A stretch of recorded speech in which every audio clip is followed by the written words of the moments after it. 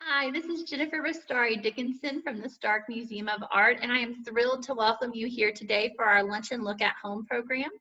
We are coming to you live from the Portraying an Idyllic Place Gallery here at the Stark Museum of Art in Orange, Texas. It's my pleasure to have Sarah Boehme, our Curator of Art, here with us. She'll be talking about Isla McAfee, the painting behind me, as well as some other great works from our collection and more work done by Isla McAfee in private collections and other locations across the U.S. So at this time, I'm going to turn it over to Sarah. We're going to go, she's going to talk a little bit about the painting behind me, and then we're going to move over into some slides before taking some questions. So let's get started.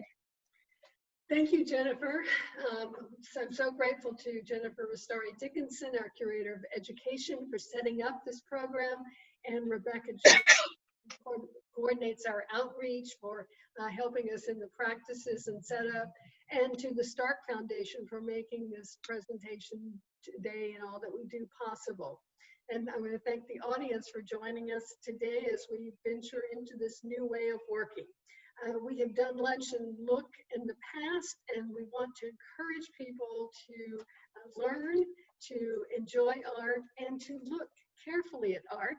And thus, we're happy to have this opportunity to try it in a Zoom fashion, but we wanted to be in the gallery so that you could see at least the scale of Isla McAfee's wonderful painting, The Four Seasons. And then later I'll be switching to slides so that we can look at more of her career in depth. So let's look now at The Four Seasons. Of course, the subject is horses, because that was Isla McAfee's great love. But the title is The Four Seasons, and I think this gives us a clue to the theme of the painting as well.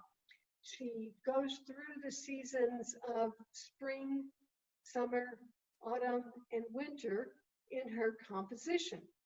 Now, she paints it in somewhat fashion realistically. If you look at the individual horses, they are modeled with intensity to show the anatomy of the horses. She definitely wants to show a range of colors of horses, the bays, the grays, the whites, blacks, even the palomino, and yet she paints this in a fashion that is not totally what we consider realistic. This is not a window pane looking into the distance with one point perspective where you go deep into space. Instead, the composition swirls very much on the surface. So she's composing somewhat modernistically.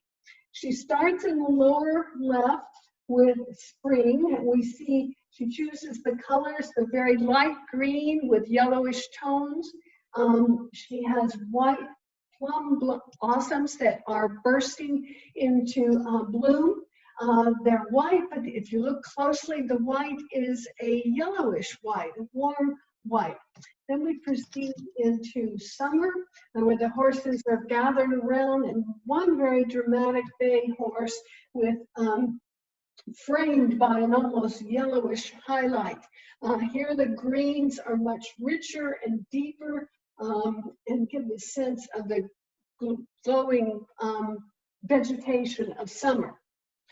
Then we transition on the far right of the composition to horses in autumn. We have the golden, yellow, and orange colors, and the horses seem to often blend into this warm background. At the upper apex of the painting, we have winter with the icy blue and purple white of the branches of the trees, and even the horses seem to echo the colors of winter white interspersed with the dark blacks and grays. And then a little bit of a transition to a wintry spring in the upper left-hand corner.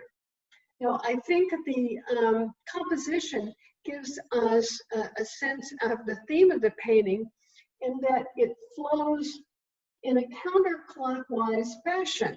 And it goes from the lower to the upper. If we were reading, we would start at the upper right. Most of us think of patterns that go in a clockwise direction. Those are very structured ways of measuring time by the hours of the clock. McAfee is concerned with time, not with measured logical time. This is the time of nature, and thus I think the counterclockwise pattern gives us a sense of the horses in nature. It's not a narrative, as some artists, authors have suggested. It doesn't tell the story of a specific horse from point A to point B. Instead, the horses seem to come and go. They are a part of nature. And of course, she loved horses. She said that from childhood, she drew horses. In fact, she said she knew them from, she grew up on a ranch and spent a great deal of time in the outdoors. So she said she was 14 years old before one of her art teachers suggested that she go out and actually draw a horse from looking at it. She worked primarily from imagination, and she did that, and then I think it enhanced her art. But I think for Isla McAfee, it's always coming back to that conceptual idea of what a horse is. She said that she loved horses because their manes and their tails were so expressive. She said, you can paint deer, they're very pretty, but they just stand there. Horses give the action that gives vitality to the scene. I think that her conceptual view of horses, her ability to show energy and life and strength while idealizing, appealed to artists.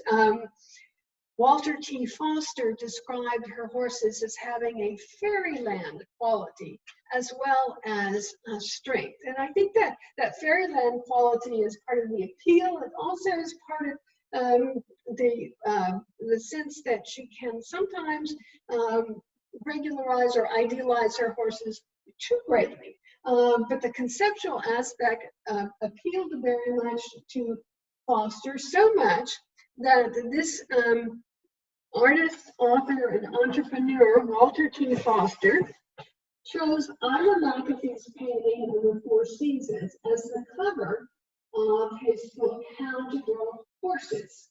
And it also served as the center fold.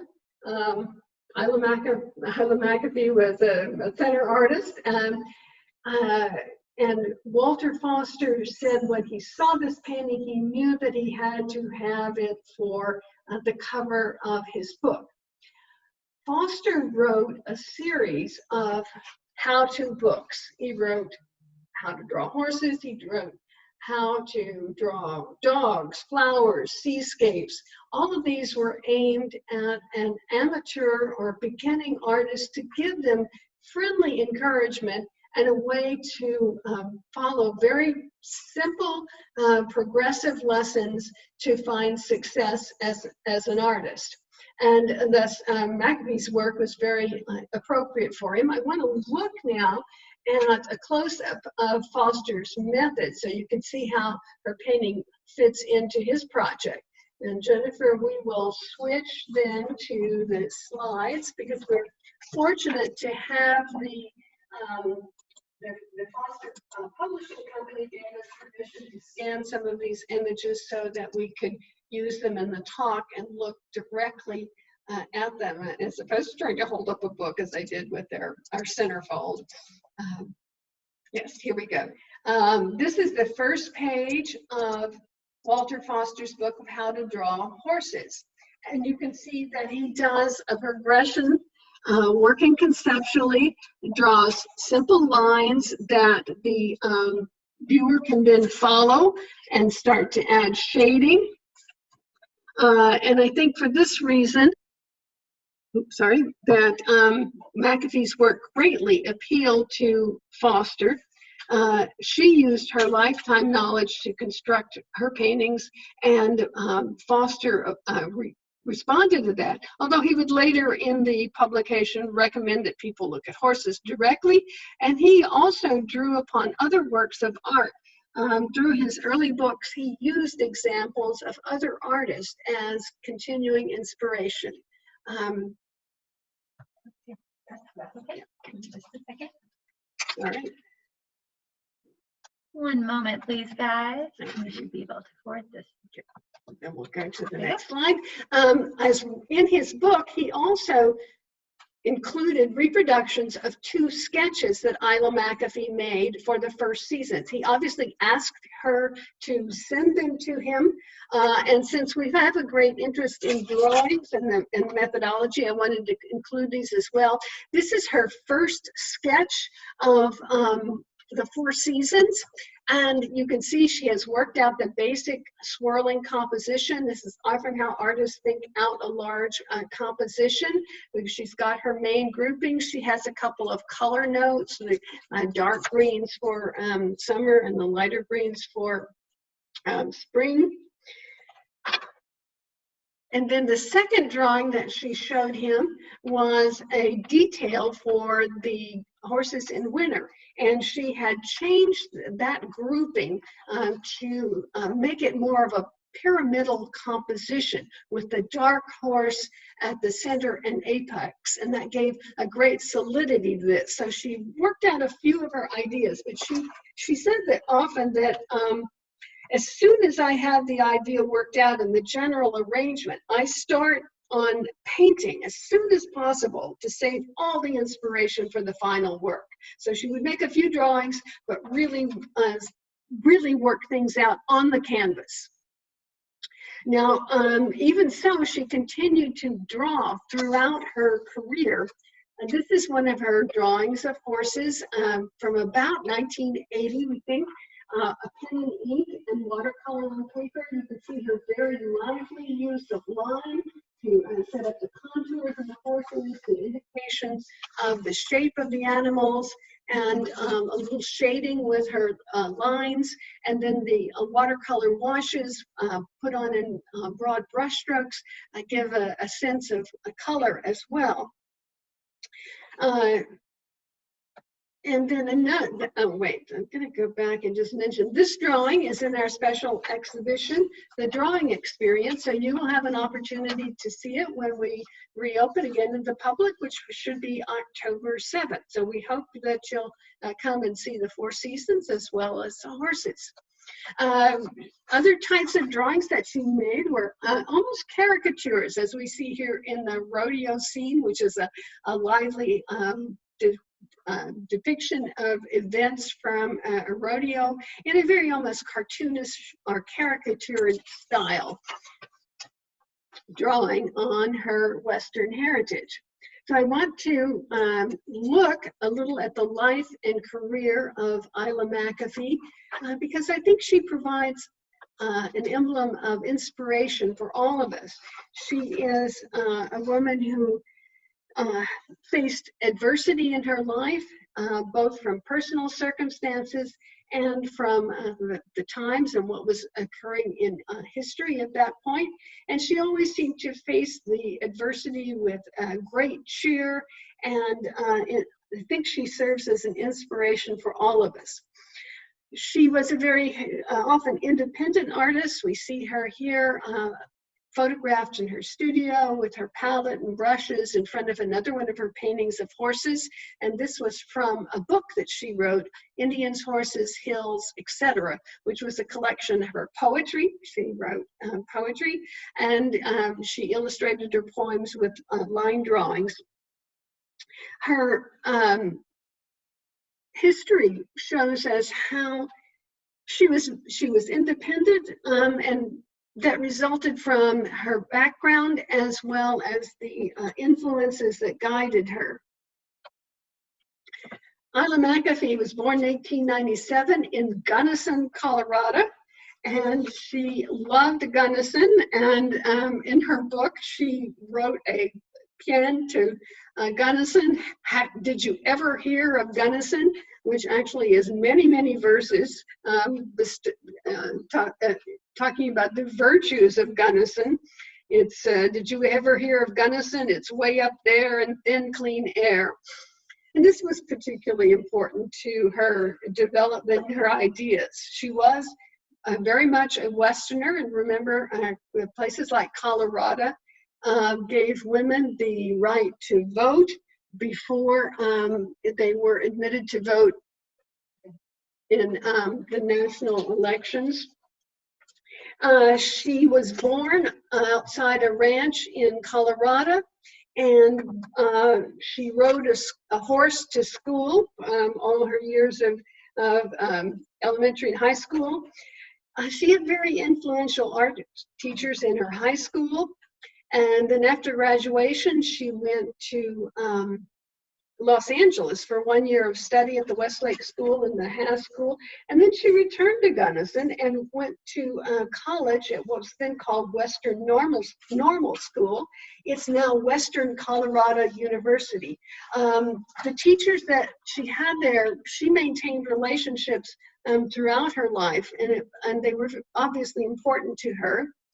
But after her 2 years there, she wanted more study, and she went to Chicago next for study. She studied with and apprenticed with the artist James McBurney, who's shown here, along with one of his paintings. McBurney was a landscape painter who spent several years in California doing idyllic California landscapes, but more importantly for his own career and then the influence he had on Isla McAfee, he was a mural painter. And he was part of a group of artists in the late 19th and early 20th century in America who embraced the painting of murals for public spaces. They were progressive artists who believed that having art in public spaces would inspire and educate people, would teach them American values and national ideals.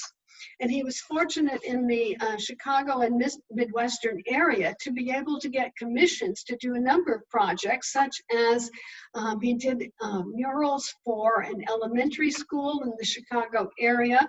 We show here 3 scenes from Native American daily life.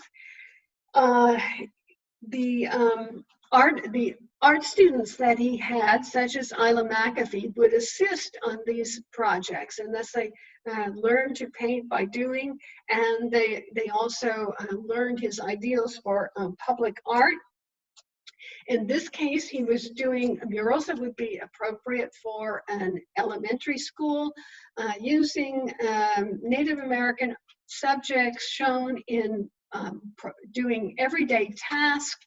And thus it presents an ideal of labor and working hard, which I think was intended for the young students. Another mural that he did was the Barter, which is now in a public library in Madison, Wisconsin, but which was originally painted for a hotel. And this is a subject of trade among the French traders who came into Wisconsin and traded their manufactured goods with Indian peoples for the natural materials, the furs that they might have hunted. And McBurney said he chose this subject because it was particularly suited to a commercial men's hotel, a hotel where businessmen were coming in and out as they did their sales work, and thus they saw an example of peaceful trade occurring in the hotel as they came back to the site for rest. This is possibly one that Isla McAfee worked on because it was completed in 1924, which was the final year she worked with McBurney in the Midwest. She may have worked on the elementary murals as well, although they're dated early, but I think that might have been one of the projects because she remembered working on Indian scenes for an elementary school. She primarily would paint the animals, and McBurney did the main figures. Another occurrence from her time with McBurney is when she met her future husband, Elmer Page Turner, who was also an artist studying with McBurney, and he had a lot in common with Isla McAfee. He too was a Westerner.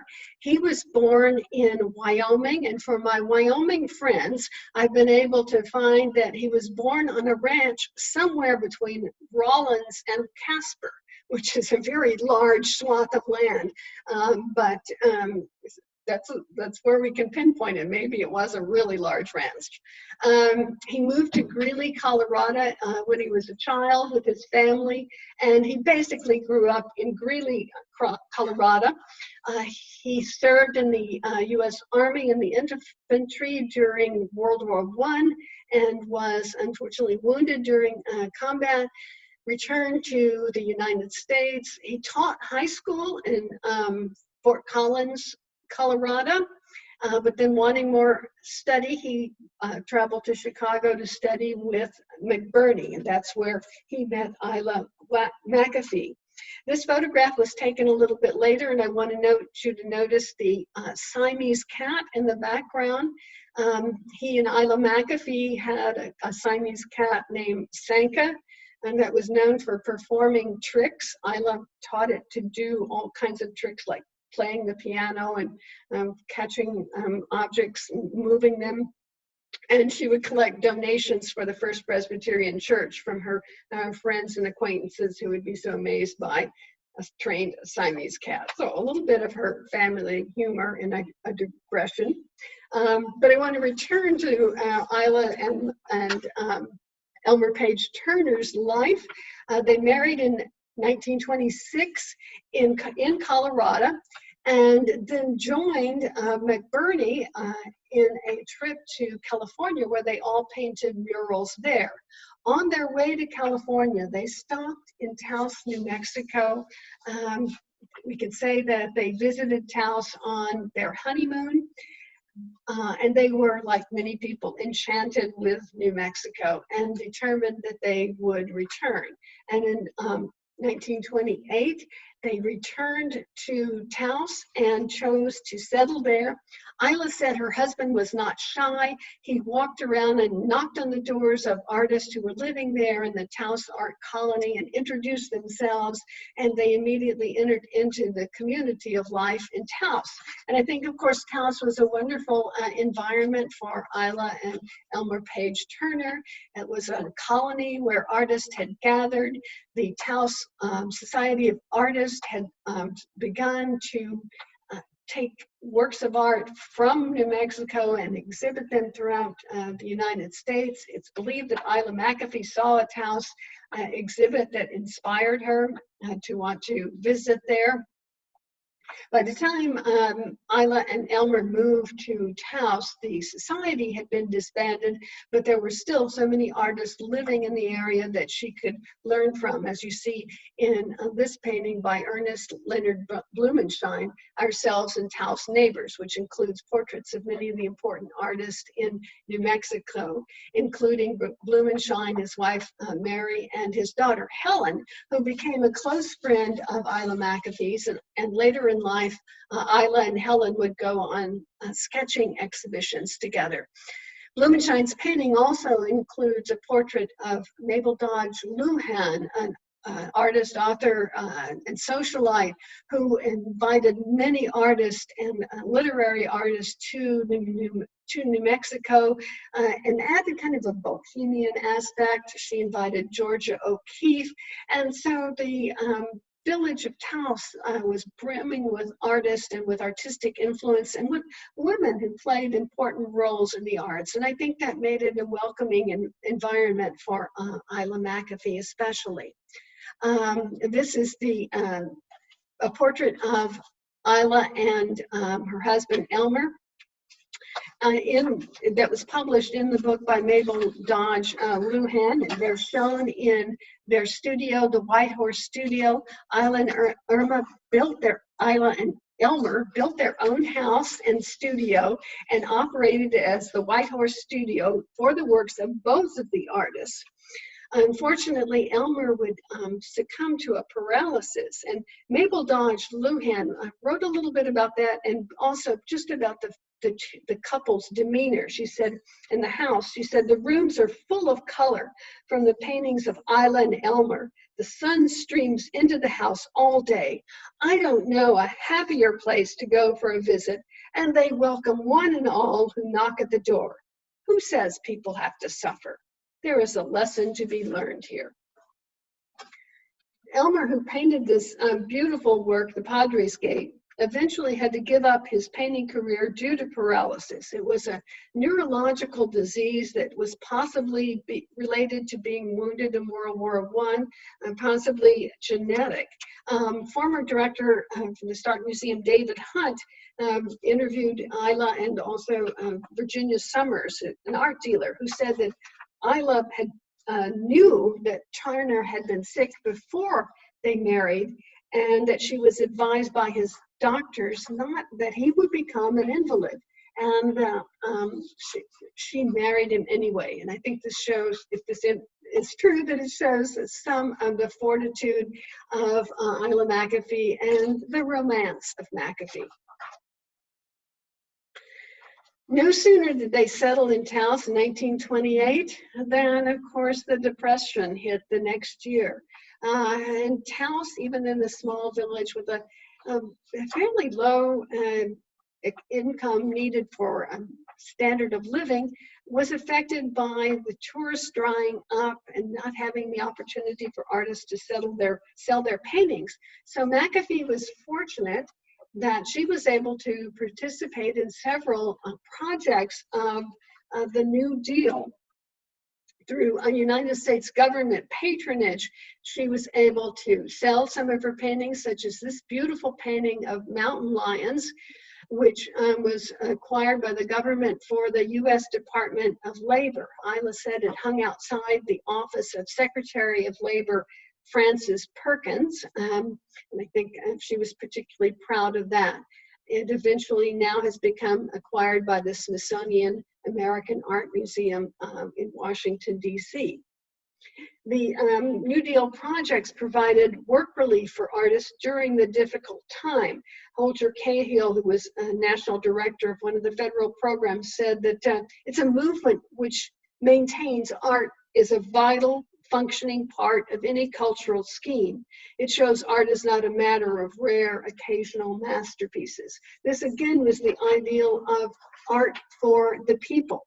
And that was carried further through New Deal projects, commissioning paintings for post offices throughout the nation. And Isla McAfee was fortunate to obtain 4 commissions to paint murals in post offices. And of course, she already had a sense of mural painting from her training under McBurney, so that made her an ideal artist to win commissions for post office murals. This one is called The Scene Changes, and it's for the post office in Cordell, Oklahoma. In this case, again, we see most of the post office murals had strong American themes, and they had themes that reflected the ideology of the time. And Isla McAfee certainly followed that in many of her constructions, such as this one. In this case, we see the scene is changing from the life of the Indian person to the life of the cowboy. The Indian on horseback rides off out of the canvas from the right with the buffalo heading in the same direction, and then who is riding into the scene but the cowboy with his herd of cattle. McAfee is accepting that this is the inevitable type of change occurring in the Western lands at this time. Another example of that is her mural for Edmond, Oklahoma, which was in the post office there. It's since been moved to their city council chambers. This one was entitled Pre-Settlement Days, and of course this is for Oklahoma. And she shows us an idyllic scene of wildlife in a plains setting with mountains in the distance. We see the herds of buffalo peacefully grazing. We see deer on the one side and antelope on the other. So this could almost be an illustration for Home on the Range, where the deer and the antelope play, and other animals play as well. This is a characteristic of many of McAfee's paintings. Notice the raccoons at water's edge, one reaching down to wash. Notice there's also a small skunk. All of the animals live peaceably together. There's no indication of Indian settlement, however. She is erasing the inclusion of Indians as if the settlers who came in with the land rush were the first inhabitants.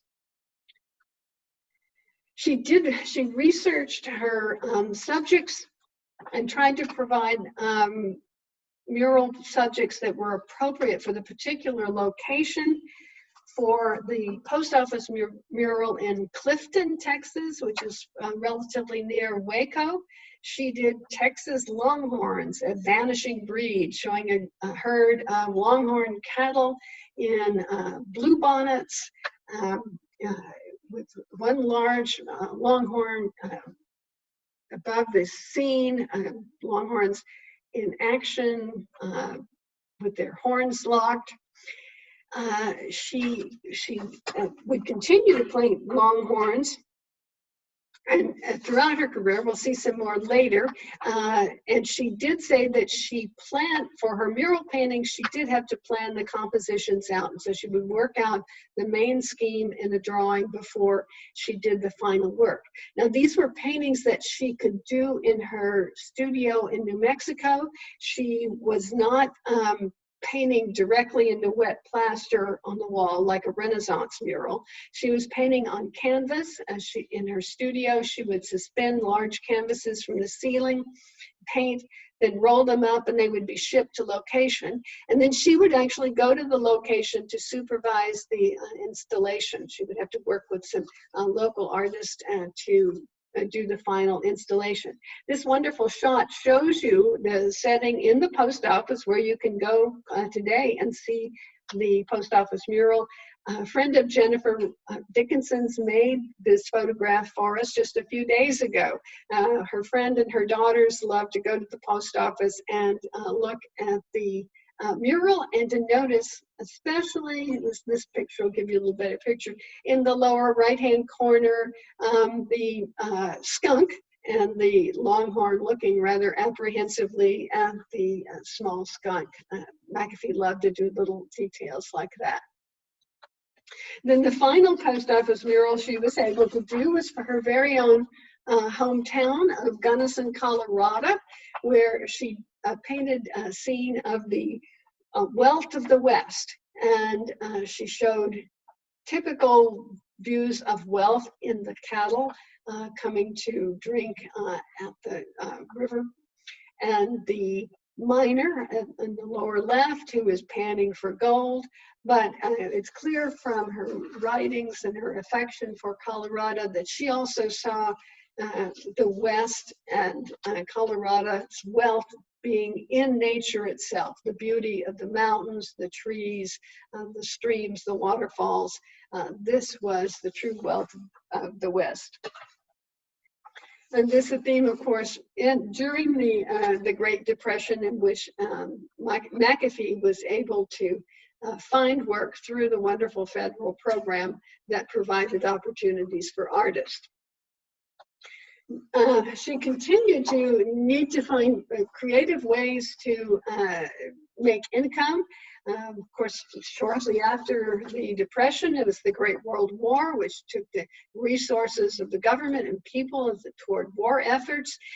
One of the ways artists found ways to make income during this time was to make prints, or in this case, calendars. She would do drawings that could be made into silk screens and produced as calendars. In the post-war period, towns saw a revival of tourism, bringing people such as H.J. Lutcher Stark, who was able to see this painting in one of the galleries and acquire it around 1957 for his collection, and thus eventually for the Stark Museum. McAfee was able to use this painting in a number of ways, such as licensing it to Foster for his book, as well as to a fabric company which made textiles based on it. And she continued to paint horses. She saw horses everywhere. Many of us, look at clouds and see animals. She would look at clouds and see horses, and she would do cloud-like paintings. She would do paintings where she saw horses in the tree branches. And most interestingly, she saw horses in the ocean waves. Now remember, she had gone to California twice before she settled in Taos, and so she was familiar with the ocean, and she would make trips back. She loved to travel, and often traveled out of Taos, and loved the ocean as well as the wonderful desert area of Colorado. And she saw horses in the waves of the ocean, and she seemed to see them as well as being kind of magical fairy creatures that you can see in your imagination. I think she saw them as emblems of how you find beauty in adversity. In a couple of the poems that she wrote for her book, she wrote about seahorses, and she said, "With charging and leaping, they thrive on strife. They love to fight a great rocky bluff. Of ceaseless battling, they've never enough." And she wrote about how you don't see these horses in the calm ocean. You see them when waves break against the shore or break against a reef. Horses were not her only subject. In Taos, New Mexico, she loved to paint the Indian people. She did a number of scenes of everyday life. And of course, she showed Indians riding horses, and in these two sketches in the Stark Museum of Art collection. Interestingly, in her book, she also told an anecdote, which I cite in reference back to her earlier view of the vanishing Indian, because of course, living in Taos, she came into contact with Indian people who maintained their lifestyles, maintained their presence in the West. And she said she once asked an Indian man, well, what did you call this land before the invaders came in? And she did use the term invaders, so she was at least conscious of the role that Anglo-Saxons were playing coming into the West.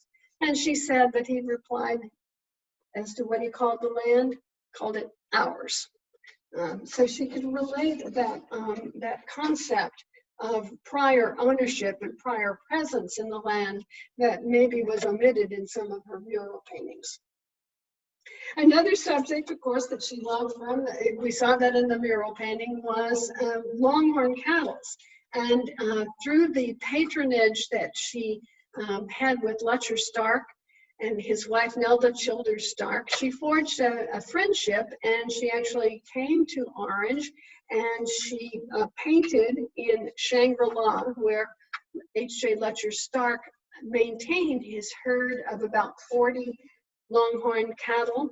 On the left is a photograph of one of his Longhorns. On the right, one of the paintings that Isla McAfee did.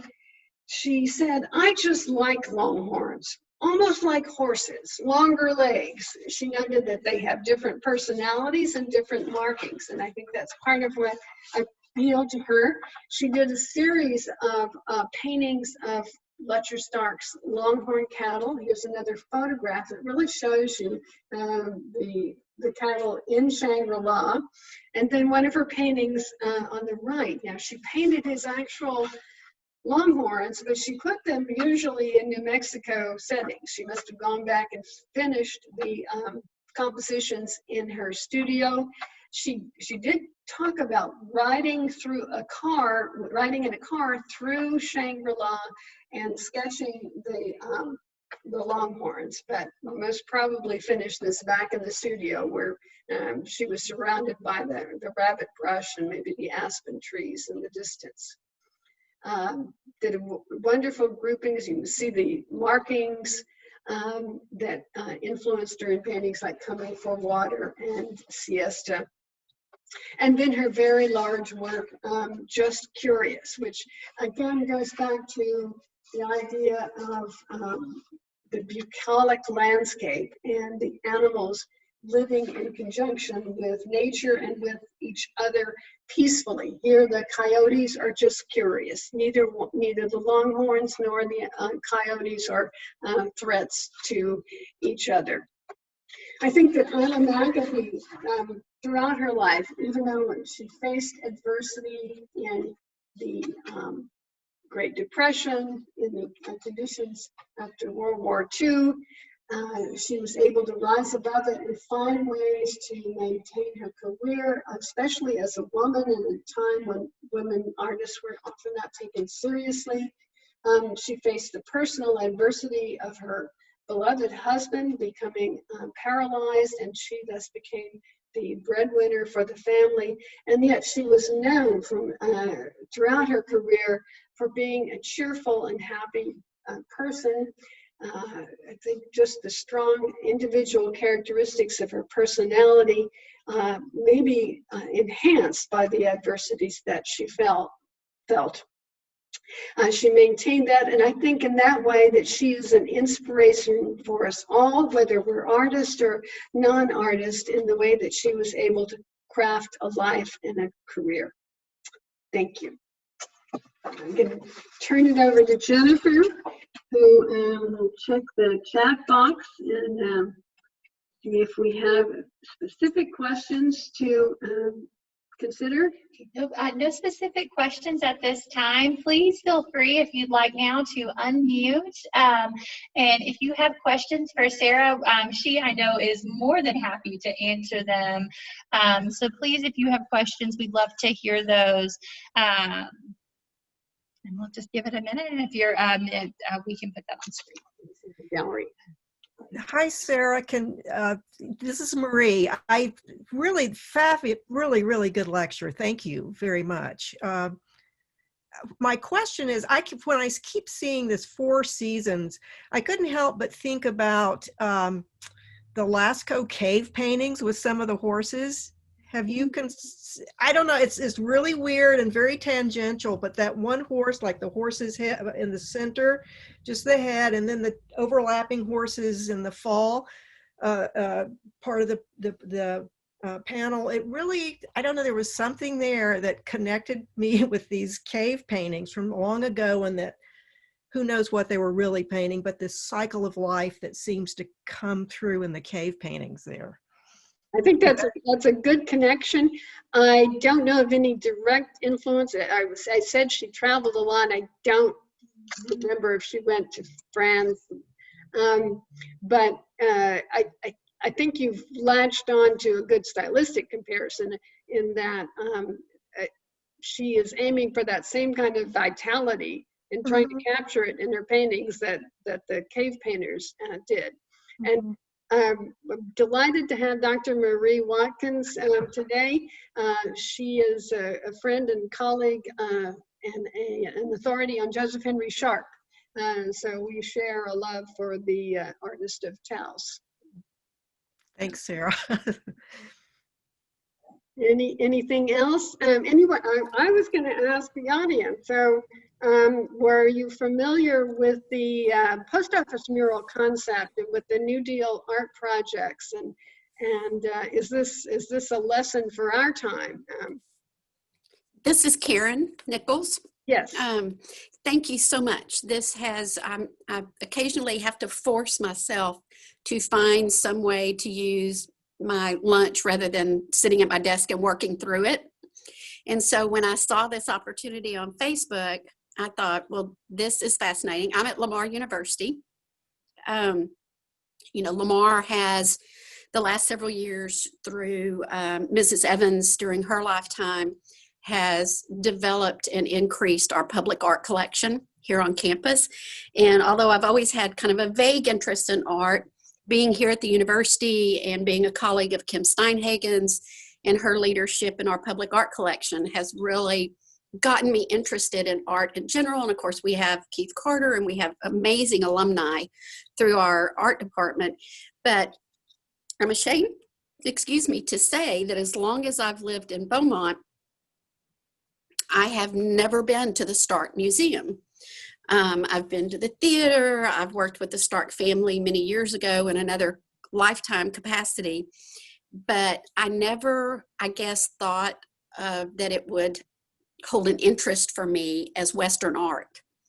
And what you've shown today is what amazes me every time I get involved in something like this is, and you said something that the artist herself said, that it's not about that one great masterpiece.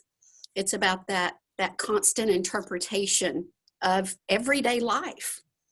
And, the one that fascinated me were the horses and the waves, because I'm a beach fanatic. And I'm sorry, I'm rambling, but this was so incredibly insightful and interesting. And I hope you all plan to continue these, COVID or no COVID. Yes. I'm telling you, this is a great way to spend your lunch. So I appreciate it. Thank you. Thank you. Yes, this really is a pilot program for us. Jennifer's worked really hard during this period to find ways to reach people, and we're learning. And we definitely will go forward with the idea of when we come back and have public programs where they're present, to nevertheless make it possible to record them or for people to join in via Zoom. That's a great possibility. And that's also why I did want to open up to chat, because many of us are in such isolation, and I've done a number of these Zoom programs that I went to and I watched and I listened to somebody talk, and then it was all over. And so I'm glad to have this interchange and glad to have Karen Nichols' points there. Yes, public art, another great example of that is public sculpture. And we have two sculptures that are very much in public spaces on museum property. And I just think they enliven the space so much. And on a university campus, I think it's so important to have art around. And also, it's wonderful that Texas does have the 1% project that when you're doing new buildings with state money, you have to incorporate art. So in our Lamar State College Orange, we have some wonderful examples, Keith Carter's photographs and a sculpture by James Searles. So that's exactly the point. And Isla McAfee and her husband were both painters, but she did have sculptural connections. When she studied under McBurney, she lived on kind of an artist compound. The sculptor Laredo Taft had students who were apprentices, and he had a green barn, which was kind of a dormitory. So Isla McAfee lived in the green barn, and she would hear talks that Taft gave. She never officially studied with him, but he was also an inspiration. And he did a lot of public monuments, a whole another interesting subject as well. Sarah, it looks like we have a question from the chat. I'm sorry, guys, I'm coming from off the screen here, but it asks, it seems like maybe you and have discussed maybe some crinkle paper art and maybe the later work of Isla McAfee. Okay, may I show your crinkle piece? Is it okay? Sure, of course. Do you have it in your? To the slides and then go past the last one that I said. Okay. Yes. We had a question. I had a question earlier about Isla McAfee's crinkle paintings, and I had seen something in the literature, but we don't have one. Go past the place where I stopped, and then there'll be a blank slide, and then there's a crinkle. Okay. Push that over one, and there we go. There we go. Okay, this is one of her crinkle drawings of horses, and what she did was she took, and she said it was butcher paper. Is your paper look as thick as butcher paper? It's behind the frame, and I had I was curious, but I hesitated to, Yeah, I understand. it at all. So it's hard to tell. So she would crinkle it up and then paint on it. And she liked the way that with watercolor washes, how then the paint took a life of its own based on where the crinkles were. And she said that the best paper was Boston fish paper. How she came across Boston fish paper, I don't know, but I guess maybe it had a particular texture that she liked. And she did a number of these. One of the articles that I saw her commentary on the crinkle paintings was from 1981. Another was from 1990. So at least by 1981, she was doing them. I tend to think that they're somewhat later in their career, from this maybe late 70s, 80s, but I just haven't seen enough background on the crinkle paintings to date them any more than that. But she was very proud of this. It is part of her oeuvre, and something she did that was a little different from other artists, and from what I've read, tended to be somewhat more abstract. So yours are, the horses are somewhat flat and idealized. I would love to see more of her examples. From what I read, she did nearly 1,600 works, or she did 1,600 works throughout her career. They're scattered in private collections. The works in this museum. The Gilcrease Museum in Tulsa, Oklahoma is the other large repository of Isla McAfee paintings that I'm aware of. Her husband died in '66, so she was independent for a number of years. She went to, but the last years of her life she spent in Colorado near her family. And that's where she passed away in '95. She was buried in New Mexico, however, and I think because he was buried in New Mexico. And as a matter of fact, his tombstone cites his military service. Her tombstone says his wife, which is interesting. Throughout her life, she maintained her maiden name. She painted as Isla McAfee.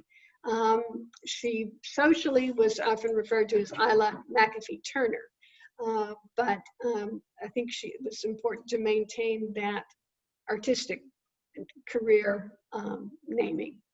Sarah, do we have any of the crinkle paintings in our No, collection? I was not familiar no. with this technique, Yeah. so I thank you so much for asking that question. And I'm Thank so you. sorry. We really appreciate you asking that. And then Yeah, I appreciate the information. And Sarah was, very willing to communicate with me. I'm actually in Colorado. But I appreciate this presentation is really robust and wonderful.